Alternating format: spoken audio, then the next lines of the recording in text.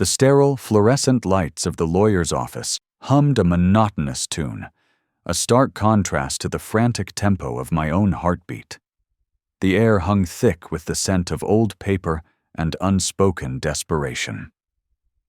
My hand, slick with a nervous sheen, hovered over the dotted line of the marriage contract. It felt less like a document and more like a death sentence for my dreams, a gilded cage I was willingly stepping into. Across the polished mahogany desk, Elias Vance sat with an unnerving stillness. He was a man sculpted from shadows and ice, his features sharp enough to cut glass, his eyes the color of a storm-tossed sea. He was everything I wasn't: wealthy, powerful, and utterly detached. He was also, unfortunately, my ticket out of a suffocating debt that threatened to drown my family. "Are you certain, Miss Sterling?" Mr. Abernathy, the lawyer, cleared his throat, his voice a dry rustle. "This is a legally binding agreement. Once signed, there are no takebacks." My gaze flickered to the contract, then to Elias. He hadn't spoken a word since we'd entered this room, his silence a heavy cloak that amplified the tension. He merely watched me, his expression unreadable, as if observing a specimen under a microscope. My stomach churned. Takebacks. I'd already mortgaged my future, my hopes, my very sense of self, for this. There was no turning back. "I'm certain," I managed, my voice a tremor. The ink pen felt alien in my hand, a foreign object poised to etch my fate. I thought of my mother, her frail hands clasped in prayer, her worried eyes reflecting the weight of our financial ruin. I thought of the eviction notices, the constant gnawing fear of losing our home, the only sanctuary we had left. This wasn't about love. It was about survival. With a shaky breath, I signed. The scratch of the pen against the paper echoed in the oppressive silence, a tiny, insignificant sound that felt monumental in its finality. My name, Eleanor Sterling, now inextricably linked to Elias Vance. The contract stipulated a marriage of convenience, lasting for 2 years. No emotional entanglement, no public displays of affection, and most importantly, no divorce proceedings until the contract's expiration. In return, Elias would clear my family's debts and provide them with a comfortable allowance. It was a business transaction, pure and simple. Elias, at last, moved. He picked up the contract, his long fingers gliding over the pages. He signed with a flourish, his signature bold and decisive, a stark contrast to my hesitant scrawl. He then slid a single, thick envelope across the desk towards me. "Your first installment," he said, his voice a low baritone, smooth as polished obsidian. "And a list of requirements. Our arrangement begins tomorrow. The wedding is a private affair. No guests, no fanfare. You'll be moved into my residence. We will maintain the facade of a happily married couple for the duration of this contract." I opened the envelope. Inside, stacks of crisp bills lay nestled, far more than I had ever imagined. It was a tangible representation of the price I had paid. I clutched the envelope, the weight of it both a relief and a burden. "I understand," I whispered, my gaze still fixed on the contract. It felt like a phantom limb, a part of me now, though I desperately wished it wasn't. The drive to Elias's mansion was a blur of silent contemplation. His car, a sleek black beast, glided through the city streets with effortless grace. I sat beside him, acutely aware of his presence, the subtle scent of sandalwood and something subtly masculine clinging to him. He drove with an intensity that mirrored his gaze, his profile sharp against the setting sun. I found myself stealing furtive glances, trying to decipher the man behind the impenetrable facade. He was undeniably handsome, but his beauty was cold, like a statue carved from marble. The mansion loomed before us, a sprawling edifice of stone and glass, an imposing testament to Elias's wealth. It was more than a house. It was a fortress, a place where secrets surely festered. as the massive oak doors creaked open, revealing an opulent foyer bathed in the soft glow of chandeliers. A sense of unease settled deeper within me. This was my new reality. A gilded cage with no bars, but one that felt just as confining. The wedding ceremony was as understated as Elias had promised.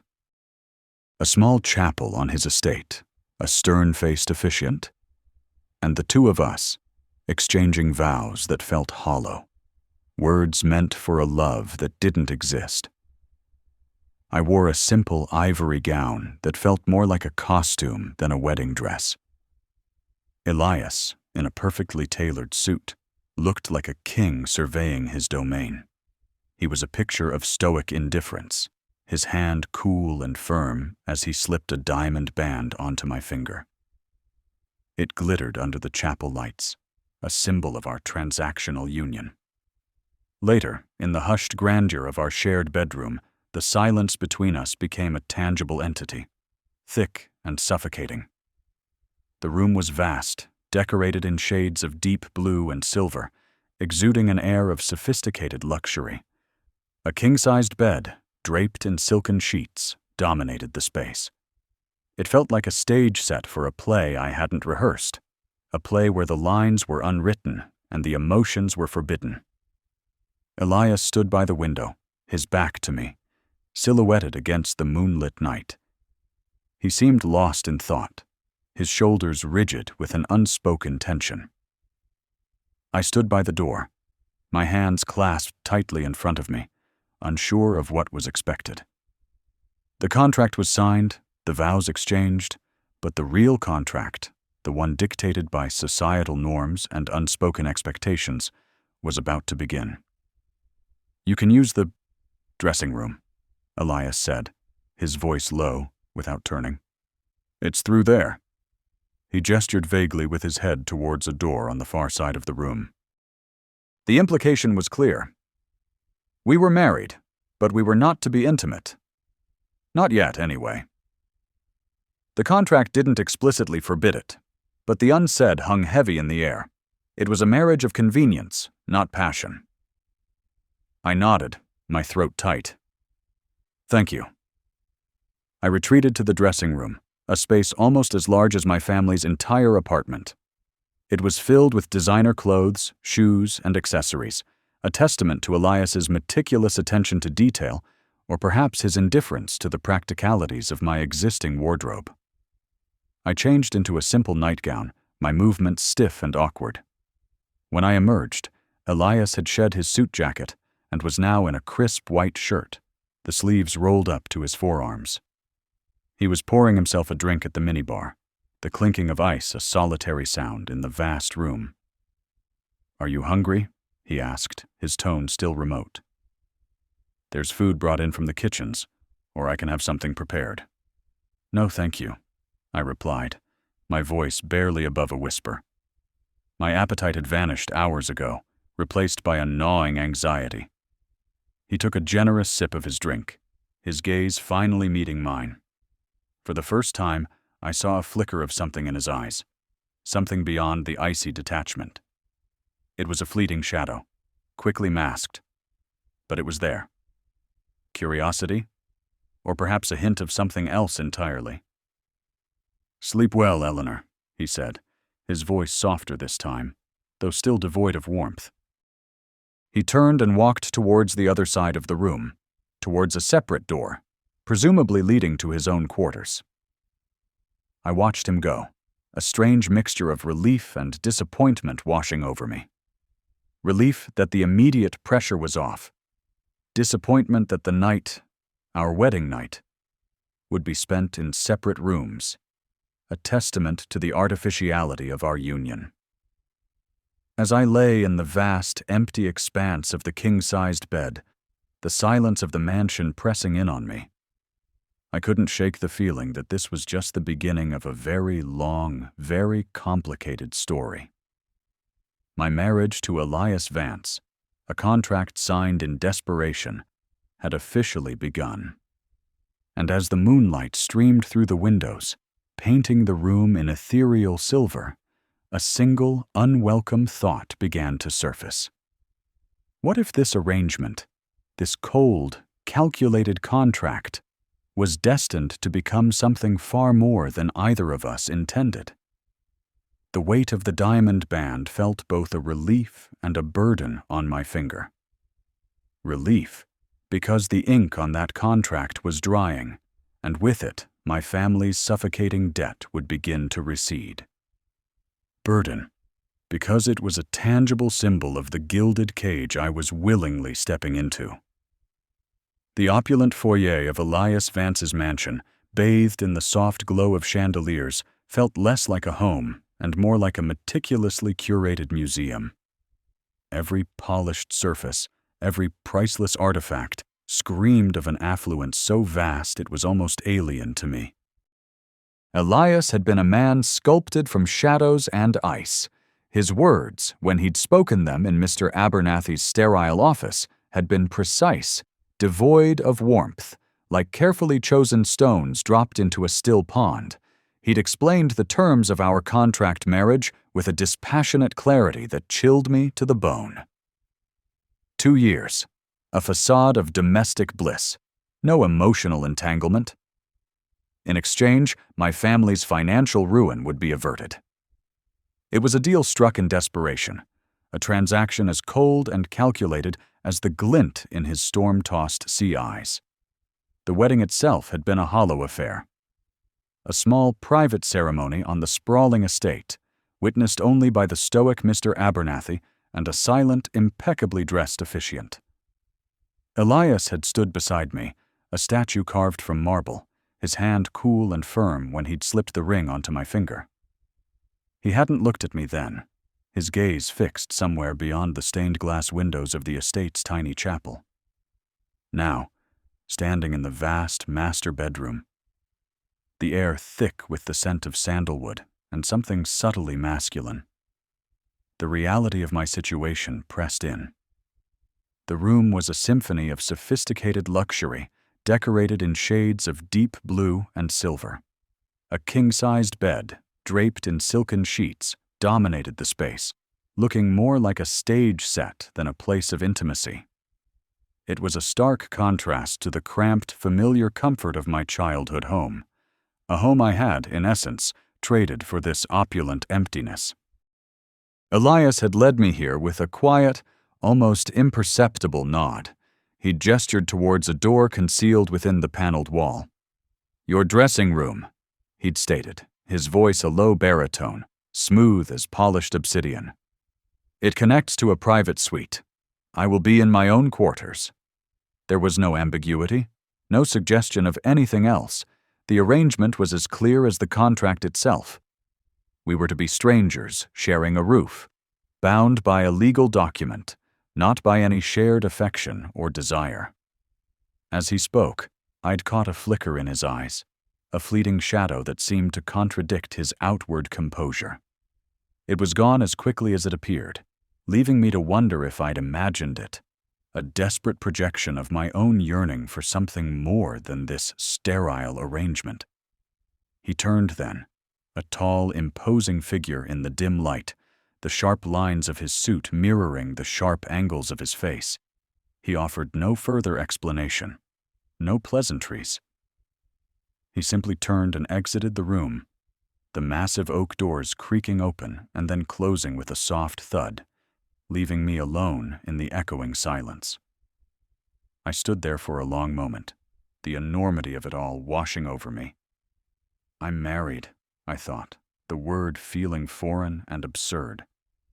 Married to Elias Vance, a man I barely know, a man who sees me as a business partner, not a wife. My hand, slick with a nervous sheen, traced the intricate pattern of the duvet. The silken sheets felt alien against my skin. A tremor ran through me, a mix of fear and a strange, unsettling curiosity. What was Elias Vance truly like? Behind the impenetrable facade, the carefully constructed indifference, what lay hidden? The contract was a shield, protecting my family. But it was also a barrier, separating me from any possibility of genuine connection, not just with Elias, but with life itself. My dreams of becoming a writer, of weaving stories that resonated with emotion and truth, felt like a distant memory, a luxury I could no longer afford. This marriage, this gilded cage, was now my reality. I walked to the window, a floor-to-ceiling expanse that overlooked the meticulously manicured gardens, bathed in the pale glow of the moon. The ground stretched out, a testament to his immense wealth and power. It was a fortress, a place where secrets surely festered beneath the veneer of perfection. I wondered if he ever felt the weight of it, the isolation that must come with such an existence. A sudden, sharp rap at the door startled me. My heart leaped into my throat. Had he changed his mind? Was he coming back? I smoothed down my simple cream-colored dress, a stark contrast to the opulence surrounding me. "Yes?" I called out, my voice a little shaky. The door opened, and a woman I hadn't seen before entered, carrying a tray. She was older, her hair pulled back in a neat bun, her expression neutral. "Mrs. Vance?" she said, her voice soft and respectful. "I've brought some refreshments. And your nightgown." She placed the tray on a small, inlaid table beside the bed. A carafe of water, a single glass, and a plate of delicate pastries. Beside it, she carefully laid out a nightgown of the finest silk, a pale dove gray. It was elegant, understated, and felt impossibly luxurious. "Thank you," I managed, forcing a smile. "What is your name?" "Maria," she replied, her gaze briefly meeting mine before returning to her task. "I will be your personal attendant. If you require anything at all, please do not hesitate to ring the call button beside your bed." She gestured to the ornate bedside table. "Mr. Vance has his own separate quarters, of course. This wing is yours." She bowed slightly, and then, with a final, almost imperceptible glance around the room, she left, closing the doors behind her with the same quiet efficiency as Elias. Alone again, I looked at the nightgown. It was beautiful, far more beautiful than anything I owned. But wearing it felt like donning a costume. The separate quarters, the personal attendant, it all reinforced the artificiality of our union. This wasn't a marriage. It was a business arrangement, executed with the precision of a corporate merger. I walked over to the tray and poured myself a glass of water. My hand trembled slightly as I raised it to my lips. 2 years, I reminded myself. 2 years, and then I can walk away. 2 years, and my family will be safe. The thought was a lifeline, but it was a cold one. As I stood there, a strange sense of unease settled over me. It wasn't just the fear or the anxiety. It was something else, a subtle shift in the atmosphere, a phantom limb of emotion reaching out from the emptiness. I glanced back at the door Elias had used, the one leading to his private quarters. I couldn't shake the image of that fleeting expression in his eyes. Was it possible that beneath the ice, there was something more? A vulnerability? A hidden pain? The contract was clear. No emotional entanglement. But as I stood in the vast, silent bedroom, the moonlight painting silver stripes across the floor, a dangerous thought began to take root. What if the contract, so meticulously crafted to prevent connection, was actually the very thing that would force us to confront it? What if, in this sterile, calculated arrangement, something utterly unforeseen, something undeniably real, had already begun to stir? The thought was both terrifying and, in a way I couldn't yet articulate, strangely compelling. I was a specimen under a microscope, and Elias Vance was the observer. But perhaps, just perhaps, the observer was also being observed. The sterile hum of the fluorescent lights in Mr. Abernathy's office had faded, replaced by the hushed roar of the city outside. Elias's car, a sleek black beast that seemed to swallow the twilight, had been a silent, unnerving prelude to the vast edifice of stone and glass that now loomed before us. It wasn't a house. It was a fortress, a place where secrets surely festered behind its imposing facade. The opulent foyer, bathed in the soft glow of chandeliers that dripped light like frozen tears, felt less like a home and more like a meticulously curated museum. Every polished surface, every hushed footstep of the unseen staff amplified the feeling of being a specimen under a microscope. He had led me through the labyrinthine corridors, his presence a cool, magnetic force that drew my gaze even when I tried to focus on the opulent decor. The sheer scale of the place was overwhelming, a testament to an affluence so profound it felt alien, almost unreal. My own life, a tapestry woven with the frayed threads of suffocating debt and gnawing anxiety, felt impossibly distant, a forgotten dream. We had arrived at the master bedroom, a chamber of sophisticated luxury decorated in shades of deep blue and silver. The king-sized bed, draped in silken sheets that promised a surrender I couldn't afford to give, dominated the vast space. It was a stage set, grand and impersonal, designed for display rather than comfort. He had gestured towards it with a subtle inclination of his head, his voice, when he finally spoke, a low baritone, smooth as polished obsidian. "This is your room, Eleanor. My quarters are across the hall. We will maintain separate spaces." The words hung in the air, a stark confirmation of the contract's unspoken clauses. Separate spaces. It was a gilded cage, and I had willingly stepped into it, the weight of the diamond band on my finger a constant cold reminder. I watched him, a man sculpted from shadows and ice, his stoic facade an impenetrable fortress. His eyes, the color of a storm-tossed sea, had flickered over me for a fraction of a second, a fleeting curiosity that I desperately tried to decipher. Was it assessment? Disdain? Or dare I hope a flicker of something else entirely? He didn't linger. With a curt nod, he turned and disappeared through a discreet door, leaving me alone in the cavernous silence. The massive oak doors of the bedroom creaked shut with a soft thud, sealing me in. I walked to the window, the cool glass a stark contrast to the tremor that ran through my hands.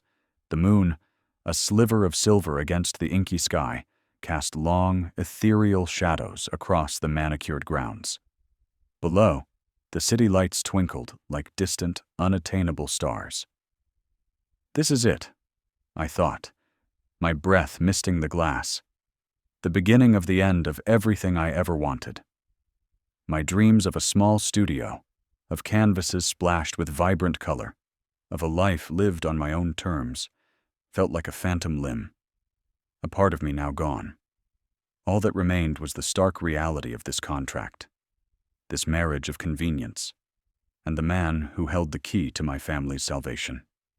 I turned from the window, my gaze sweeping across the opulent room. It was beautiful, undeniably so, but the beauty was cold, sterile. It lacked the warmth of a lived-in space, the comforting chaos of a life truly embraced. It was a gilded cage, yes, but also a gilded prison. I sank onto the edge of the bed, the silken sheets cool against my skin. The weight of the diamond band felt heavier now, a tangible symbol of my sacrifice. Hours bled into one another. I changed into the simple silk nightgown provided, the fabric feeling alien against my skin. Every rustle of the sheets, every distant creak of the mansion sent a jolt of adrenaline through me. I was a prisoner in a palace, waiting for a warden who might or might not return. Sleep was a distant, mocking prospect. My mind raced, replaying the sterile formality of the lawyer's office, the unnerving silence of Elias's car, the hollow ceremony in the small chapel on the estate. It had all been so efficient, so devoid of emotion, like a business transaction disguised as a wedding. The air in the room grew heavy, thick with unspoken questions and the gnawing anxiety that had become my constant companion. I hugged my knees to my chest, trying to find some semblance of comfort in the vast emptiness. What was he thinking? The question echoed in the hollow chambers of my mind. Why me? Why this contract? His motives remained shrouded in the same impenetrable mystery that cloaked his entire being. He was a man carved from granite, his emotions as carefully guarded as the priceless artifacts in his mansion. Just as I began to feel the oppressive silence begin to fray my nerves beyond repair, I heard a soft click. My head snapped up, my heart leaping into my throat. The door to his quarters had opened. I held my breath, straining to hear any sound, any indication of his movement. The silence stretched, taut and agonizing. Then, a faint scent, subtle yet distinct, drifted into the room. Sandalwood. And something else. Something subtly masculine. A scent that was undeniably him. He stood in the doorway, silhouetted against the dim light of the hall. He was dressed in simple dark loungewear, a stark contrast to the sharp suits he had worn earlier. His presence filled the doorway, a silent sentinel. He didn't speak. His gaze, though I couldn't see it clearly in the gloom, felt like a physical weight. He's here. The thought was a panicked flutter in my chest. The contract was explicit. No physical intimacy was required, no shared bedroom. Yet here he was. Why? Was he checking on me? Ensuring I was compliant? My fingers tightened into fists, the knuckles white. Slowly, deliberately, he took a step into the room. The floorboards beneath his feet didn't even sigh, a testament to his careful, measured movements. He walked towards the far side of the room, towards a separate dressing area I hadn't noticed before. He opened a closet, and I heard the rustle of hangers, the soft clink of something metallic. He was retrieving something. My eyes, wide and unblinking, followed his every move. He emerged from the dressing area carrying a small, leather-bound book. He didn't look at me. Instead, he walked to a plush armchair near the window, sank into it, and opened the book. The only sound was the soft turning of pages and the distant hum of the mansion's unseen machinery. I watched him, mesmerized. This was not the Elias Vance of the contract, the cold, calculating businessman. This was a man seeking solace in something as simple as a book. The intensity with which he read, his brow slightly furrowed in concentration, was almost mesmerizing. For the first time since this surreal ordeal had begun, I saw a flicker of vulnerability, a crack in the stoic facade. He was an enigma, a puzzle I was now inextricably bound to.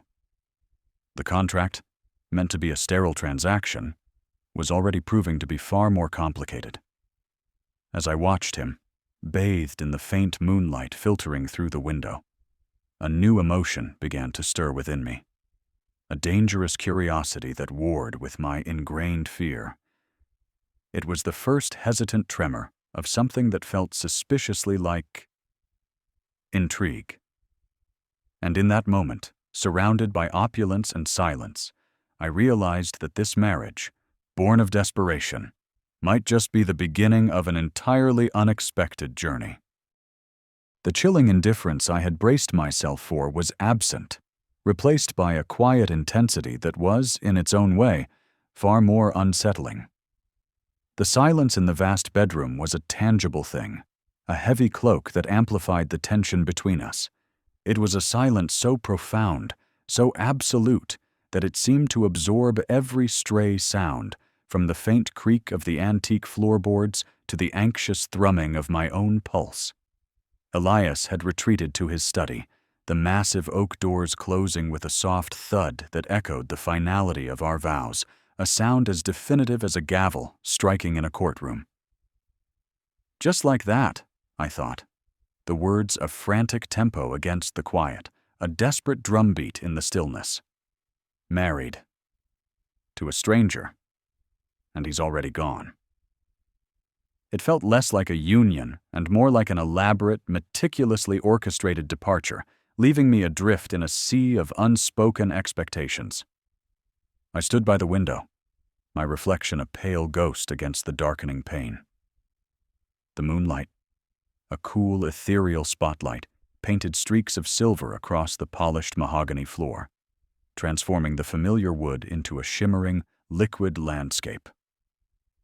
Outside, the sprawling grounds of the Vance estate lay shrouded in darkness, a kingdom I was now a part of, yet utterly detached from. The ancient trees, gnarled and imposing, stood like silent sentinels, guarding secrets I was yet to uncover. This opulent foyer, bathed in the soft, almost mournful glow of crystal chandeliers, felt less like a home and more like a stage set, meticulously arranged with a breathtaking lack of genuine warmth. Every gilded frame, every plush velvet cushion, every precisely placed antique vase seemed to scream of wealth and status, yet whispered of an emptiness that resonated deeply within me. The air, thick with the subtle scent of sandalwood and something subtly masculine that clung to Elias, a scent that was both intriguing and unnerving, did little to dispel the chill that had settled deep within me, a cold that had nothing to do with the temperature of the room and everything to do with the precipice I found myself on. My gaze drifted to the diamond band on my left hand. It felt cool and alien against my skin, a constant, glittering reminder of the gilded cage I was willingly stepping into. The weight of it was not in its physical mass, but in the immense burden of its implications. 2 years. 2 years of playing a part, of maintaining a facade of serene contentment, of smiling when I felt like weeping, of feigning interest when my mind was a whirlwind of anxieties. All of this was to conceal the gnawing anxiety of suffocating debt that had threatened to swallow my family whole, and the phantom limb of my abandoned dreams, the quiet life of a writer that now felt like a distant, unattainable fantasy. This diamond, this symbol of wealth and permanence, was the price of my family's salvation. And the cost, I was beginning to realize, was far greater than I had initially understood. I'd agreed to this. The words still tasted like ashes in my mouth. I'd signed the contract, my hand trembling as I'd scrawled my name, a desperate plea to save my family from utter ruin. Mr. Abernathy's voice, a dry rustle like autumn leaves skittering across pavement, had echoed in my ears as he detailed the clauses, the expectations, the utter lack of emotional entanglement. He'd spoken of appearances, of discretion, of the unwavering commitment to the Vance name. Elias Vance, a man sculpted from shadows and ice, had merely watched, his stoic expression offering no hint of his thoughts, his motives. His eyes, the color of a storm-tossed sea, had held a glacial stillness, revealing nothing. He was a fortress, a place where secrets surely festered, and I, Eleanor Sterling, was now a reluctant resident within its impenetrable walls, albeit a guest in a separate wing, a clear demarcation of our contractual existence. The contract was clear, stark, and brutally efficient, a marriage of convenience. We would present ourselves as a devoted couple to the outside world, a seamless unit of affluence and influence. We would attend social functions, our smiles perfectly calibrated, our conversations laced with appropriate pleasantries, and maintain the appearance of a loving union. In return, my family's suffocating debt, a burden that had weighed on my parents for years, would be cleared, and they would receive a generous allowance, a lifeline that would allow them to breathe again. My own aspirations, the quiet life of a writer, the comfort of knowing I was earning my own way, the simple joy of creating worlds with my own words, were to be suspended indefinitely, a sacrifice laid upon the altar of familial duty. It was a Faustian bargain, and I, Eleanor Sterling, had willingly signed away my soul for the well-being of my loved ones. I turned from the window, the silken sheets of the king-sized bed a stark contrast to the rough texture of my fear. The room itself was a monument to understated luxury, decorated in shades of deep blue and silver, exuding a sophisticated opulence that felt both impressive and suffocating. The heavy drapes, drawn against the night, seemed to absorb all light, leaving only the soft glow of the bedside lamps. Elias's belongings were nowhere to be seen, a deliberate omission that spoke volumes about the boundaries that had been established before the ink on the contract had even dried. He had his own wing, his own life, his own meticulously compartmentalized existence, and I was merely a contractual occupant of this grand edifice, a temporary fixture in his meticulously ordered world. The space between us, even when we were under the same roof, felt like an insurmountable chasm, a void that no amount of shared opulence could ever bridge. A tremor ran through me, not of fear, but of a strange, burgeoning curiosity, a tiny spark igniting in the vast emptiness of my emotions. Elias Vance was an enigma, a puzzle I was forbidden to solve.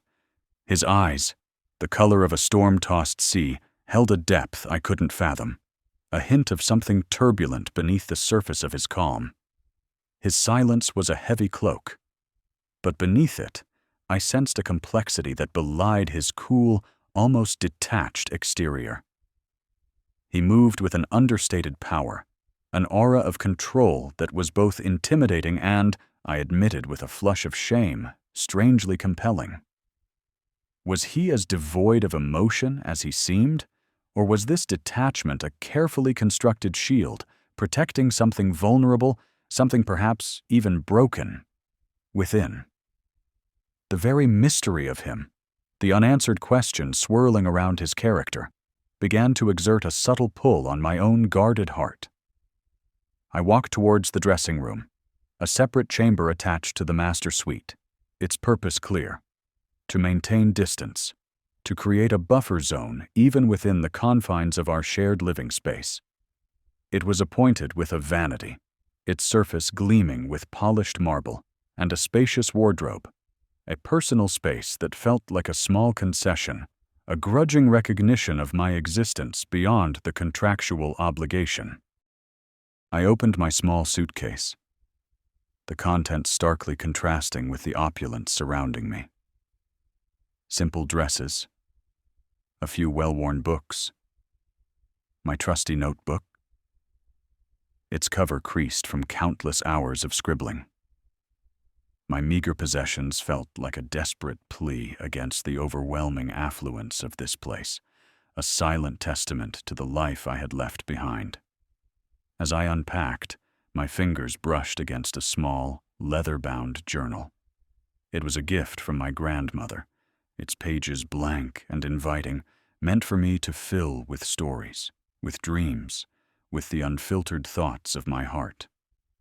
Now, it felt like a mocking testament to the life I had been forced to defer, a symbol of the words that remained unwritten, the narratives that lay dormant. Will I ever write again? The thought was a dull ache in my chest, a constant reminder of the sacrifice I had made.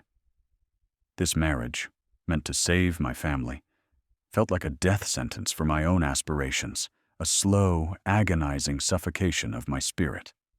Suddenly, a soft, rhythmic sound broke the oppressive silence. It was coming from the adjoining room, Elias's private quarters, the space that was unequivocally his, a low hum, punctuated by the faint rustle of pages, a sound so subtle it might have been imagined, yet so distinct it held my attention. He was reading. Of course, he was reading. Elias Vance was a man of quiet habits, of intellectual pursuits, a stark contrast to the frantic tempo of my own life, the constant struggle for survival. The sound, though distant, was a comfort of sorts. It meant he was there, a silent presence in this massive house, and that I wasn't entirely alone in this vast, empty space. It was a small anchor in the swirling sea of my isolation. I found myself drawn to the wall separating our suites, a thin partition that suddenly felt impossibly fragile, straining to hear. It was a foolish impulse, a breach of the unspoken rules of this arrangement, a transgression against the carefully constructed boundaries. Yet, I couldn't resist. I imagined him there, in his study, bathed in the warm glow of a desk lamp, engrossed in a book, his brow furrowed in concentration. What did he read? What did he think about when he wasn't navigating the complex world of his business empire, when he wasn't playing the part of the stoic, unfeeling husband? A faint scent, the sandalwood and masculine musk seemed to drift through the air, a phantom echo of his proximity, a subtle reminder of the man who shared my name, if not my life. My heart gave a peculiar little lurch, a tremor of something I couldn't quite identify, a flutter that was both unsettling and undeniably intriguing. It was a dangerous feeling, this nascent fascination, a deviation from the contract, a tiny crack in the carefully constructed dam of my resolve. It was the siren song of curiosity, luring me towards the unknown depths of Elias Vance. I shook my head, trying to dislodge the errant thoughts, to reassert control over my wayward emotions. Eleanor, get a grip. This was a business transaction, a means to an end. Elias Vance was a means, not an end. He was the key that unlocked my family's freedom. Nothing more. Nothing less. To allow myself to be drawn in to seek some deeper connection would be a foolish indulgence, a prelude to heartbreak, a dangerous entanglement that could only lead to pain. Yet, as I lay down in the vast, silken expanse of the bed, the coolness of the sheets a stark contrast to the warmth that was beginning to bloom somewhere deep within me. A warmth that had nothing to do with the temperature of the room, and everything to do with the enigmatic man who was now my husband. I couldn't shake the feeling that this was only the beginning. The contract was signed, the wedding night was upon us, and Elias Vance, the man who had bought my hand, was slowly, inexplicably, beginning to occupy my thoughts. The sterile vows had been spoken, the hollow ceremony completed, but it was in this suffocating silence, in the shared space of this opulent mansion, that the real story, the one I hadn't anticipated, was just starting to unfold. And I had a gnawing anxiety that, despite all my best intentions, despite the ironclad logic of our arrangement, I was already falling for the man I was only supposed to be married to. The scent of sandalwood and something subtly masculine, Elias Vance's scent, clung to the air like a second skin. It was a fragrance that spoke of quiet power, of expensive tailoring, and a life lived far removed from my own suffocating debt.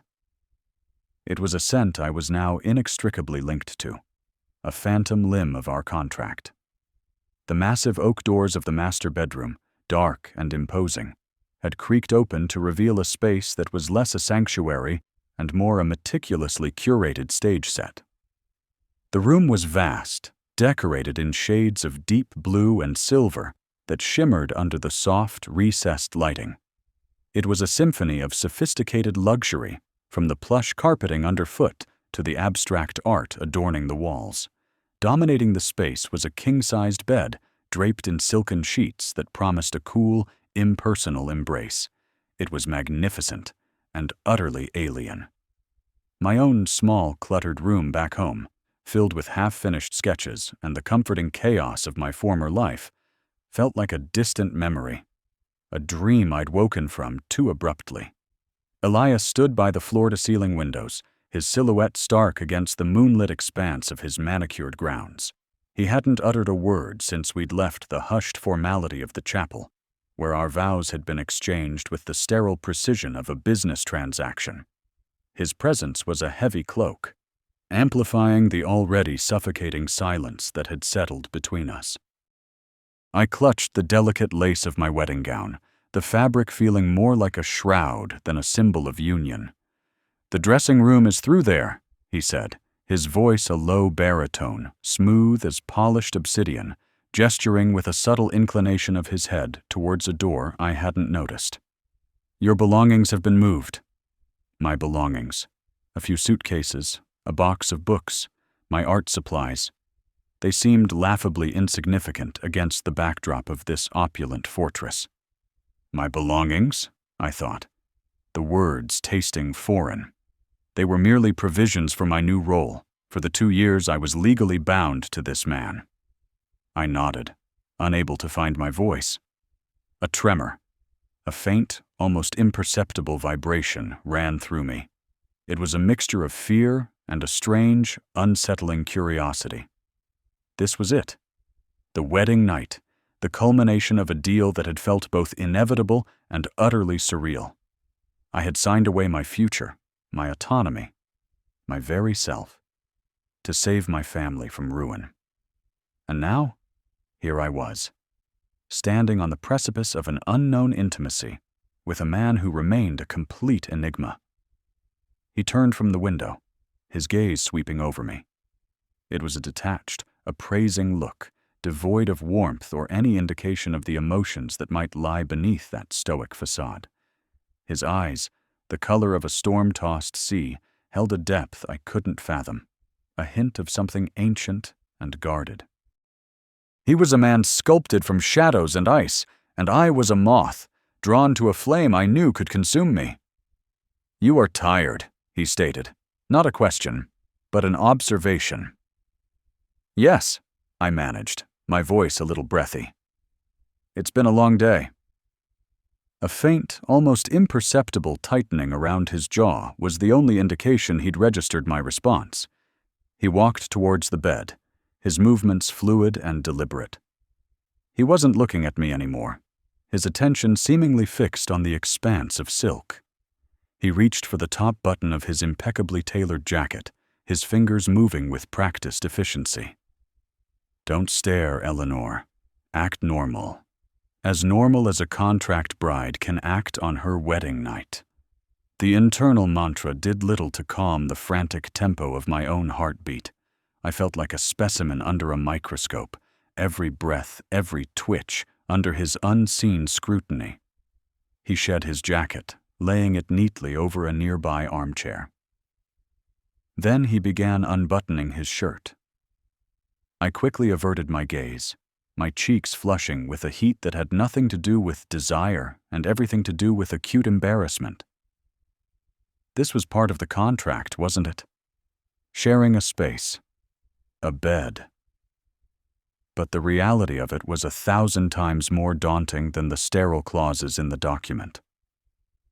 I retreated to the dressing room, the heavy door swinging shut behind me with a soft click. The space was as opulent as the bedroom, filled with custom-built closets and a vanity that gleamed under its own soft lighting. My meager collection of clothes looked utterly out of place. I quickly changed into the modest silk nightgown Elias's assistant had laid out for me. It was a neutral shade, a pale ivory, and felt surprisingly soft against my skin. It was designed, I suspected, to offend neither the eye nor the contract. Taking a deep breath, I unlocked the dressing room door and stepped back into the bedroom. Elias was already in bed, propped against a mountain of pillows, his eyes closed. The book he'd placed on the bedside table was open, but his gaze was fixed somewhere beyond its pages. He looked different. The harsh lines of his face seemed softened in the dim light, and there was a stillness about him that was almost peaceful. It was a fleeting glimpse of something vulnerable, a crack in the formidable edifice he presented to the world. I hesitated. The bed was enormous, a vast expanse of silk and potential awkwardness. I could feel the unspoken question hanging in the air. Where would I sleep? The contract was clear.